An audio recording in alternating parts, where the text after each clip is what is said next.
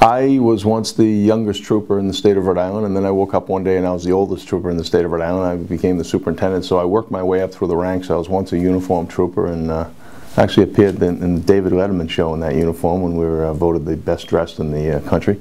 But through my years, worked my way up through the ranks, worked in the organized crime unit, investigating organized crime in New England, and then moved over to the public corruption unit, and I was in charge of overseeing public corruption cases here at Rhode Island. And unfortunately, Rhode Island has been given a black eye in the past because of public corruption cases. But not indigenous just as Rhode Island. Connecticut has, Massachusetts has. But I saw politics through a different lens, and so then I retired, went to Roger Williams University, where I love Roger Williams University. That's my alma mater, and my daughter actually graduated from there as well. I was the head of health and environmental, the head of public safety, and I was an adjunct there as well. I taught dozens of courses there over the years. And when I was at Roger Williams, the safety of the students was the most important thing to me. And there were, there was a balance between allowing kids, college students enjoy their college environment, but also keeping them safe. And there's so many examples I could give you of that.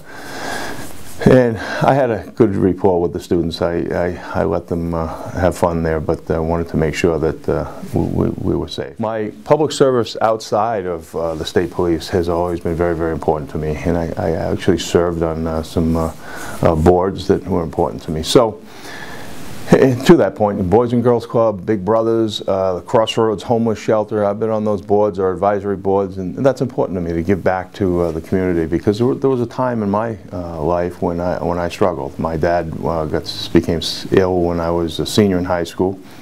I was going to Bryant University when I graduated. I had only applied at one school. I was going to go to Bryant, which was Bryant College back then. In that summer, my dad got sick and became ill, and I heard my parents talking about maybe losing the house or whatnot. So it was a challenge for me. I ended up making an adult decision to switch over to a public college, and ended up working through school and paying my own tuition. Later, then transferred to Roger Williams University, where I received a degree in criminal justice. But the point of me telling that story is because I understand the challenges some people have. There was a time when I didn't have enough gas money to get home. And now running for Congress, I understand that there are people out there with huge challenges, and these are tough times. Right here in Rhode Island, we have the second highest unemployment rate in the country, so we need to get people back to work and give people the dignity to follow that American dream.